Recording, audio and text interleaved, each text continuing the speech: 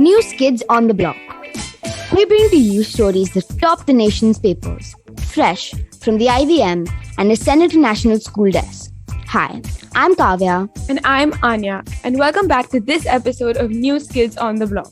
I was very sad to miss the 50th episode, but I am back. And I will hand it over to Anya to kick us off for today. So our first story for today comes from Maharashtra, where recently you may or may not have heard of some political chaos going on, which has led to the previous government, which was led by the former CM Uddhav Thackeray, being dismantled. So here's a really short, oversimplified summary of it. After the 2019 legislative elections in Maharashtra, the Maha Vikas Aghadi was formed and led by Uddhav Thackeray. And last month, one of the senior leaders, Eknath Shinde, alongside a few rebel MLAs, went incommunicado. This led to all of this political turmoil and this dismantling of the government. But eventually, this led to Uddhav Thackeray stepping down from the CM post. And while most people thought that the former Maharashtra Chief Minister Uddhav Thackeray's predecessor, Devendra Fadnavis, would take over, Eknath Shinde actually ended up taking over while Devendra Fadnavis was made the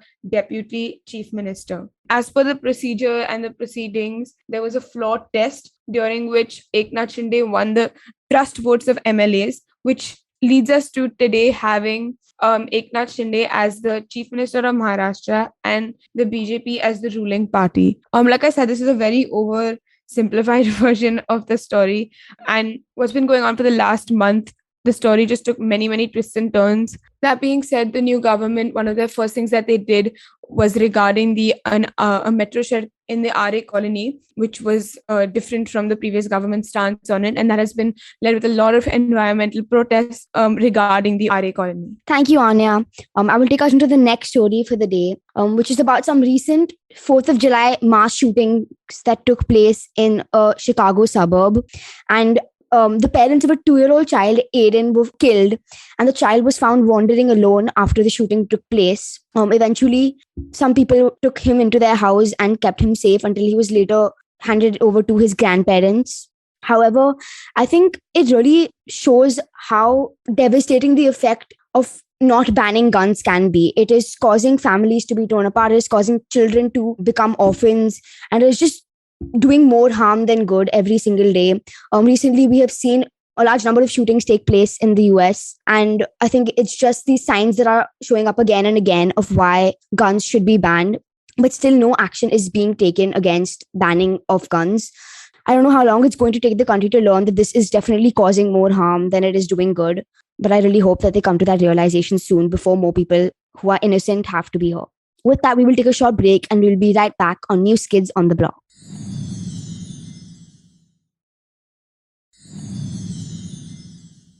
Welcome back to News Kids on the Block, where we bring to you all the top stories of the week. I'm your co-host, Anya.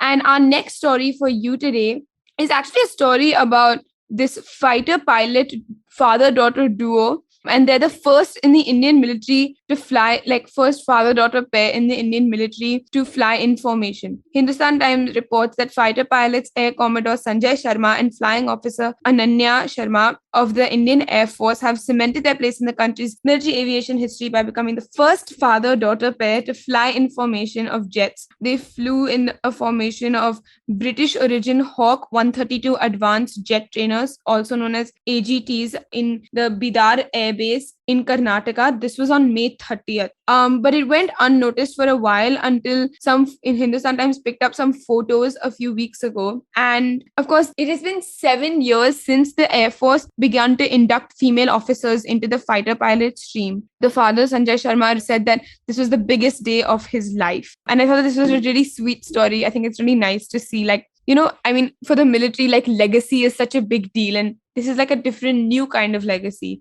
And it was really, really nice to see. So I just thought I'd share this story with you.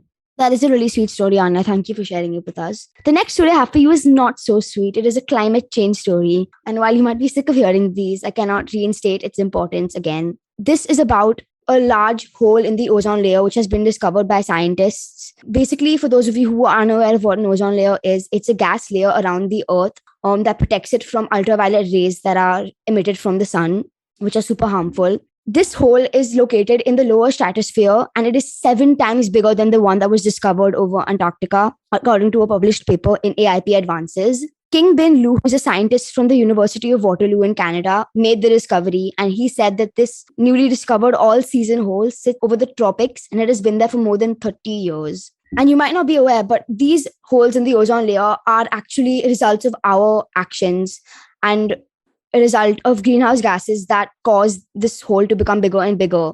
And while we don't realize it now, but our actions that are causing climate change are only going to end up harming us, because these ultraviolet rays can lead to skin cancer as well as a weakened human immune system. It decreases agricultural productivity, which could lead to a loss of food for us in the future. And it negatively affects sensitive organisms and ecosystems. So our actions are just going to come back and bite us. So that is why we need to be really aware of the things that we are doing and how they are affecting the environment, and really try to be more sustainable and do our best to reduce the effect that our actions has negatively on the environment. We'll take a short break and we'll be right back with a story about the India-England test.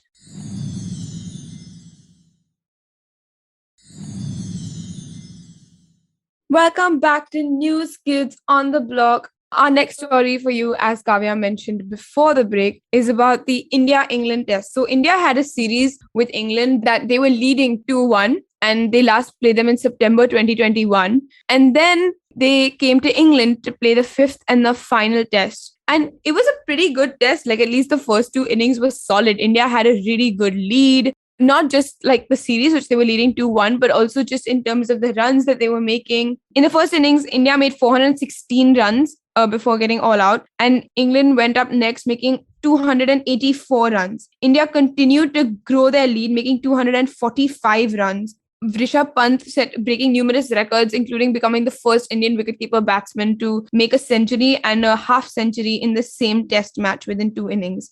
And then England just kind of went a little bit all out as Joe Root and Johnny Bairstow each scored centuries and remained not out. There was one really funny statistic, if you might have seen, where there were memes of Virat Kohli glaring at Johnny Bairstow, and then after he glared and before he glared, Johnny Bairstow's strike rate seemed to have changed a little bit. So yeah, that was the test match. It was really sad. This also means that India's test series win on English soil has not happened. They last won in 2007. This means that the series has been drawn 2-2, and both India and England share a Pataudi trophy. In the meantime, the Indian women's team has been playing 3 ODIs and T20s respectively. First came the T20s, out of which India won the series by 2-1.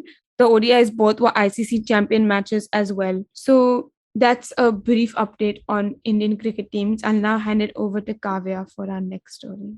Thanks, Anya. The last story I have for you today is kind of like a little, it's 2 stories to kind of make you smile and end this podcast on a high note. So they're both about the companies Zomato and Swiggy. We'll start with the Zomato one. So basically, we're living in a world today where everybody is really competitive and they all want the same job and go to the best colleges. So you really have to stand out in order to impress. And Aman Khandelwal really was able to do that in a quirky and fun way. So he shared photos of himself on Twitter wearing a Zomato uniform and holding a box of cakes. And this is what he said. I dressed up as a Zomato delivery boy and I delivered my resume in a box of pastry. Delivered it to a bunch of startups in Bangalore. And the box he delivered it in said, most of the resumes end up in the trash, but mine is in your belly. And I think it's a fun way to stand out because if you don't stand out, it's really hard to catch the attention of people who are recruiting you. So doing something different and unique like this is a great way to stand out. Even if it doesn't get you the job, people know about you. And in fact, it did get him a couple of jobs. So I'm really happy for him and his unique ideas. And the next part of the story is about a man who was carrying a Swiggy bag. He was spotted riding a white horse as the roads were flooded due to the insistent rains in Mumbai. And he gained a lot of hype on the internet for his unique delivery methods. And Swiggy said on Twitter that they appreciated the unexpected publicity. However, they were also trying to identify the unknown delivery agent who rose to fame. So I think these are just some stories that brought a smile to my face, and I hope they did the same to yours. And that is all we have for you today on News Kids on the Block. We hope you enjoyed this episode. If you like this episode, don't forget to check out other episodes on the IVM network. You can follow us on all our socials @IVM Podcasts. make sure to share this episode with your family and your friends. And if you are in school, please do your homework, and we'll see you next week.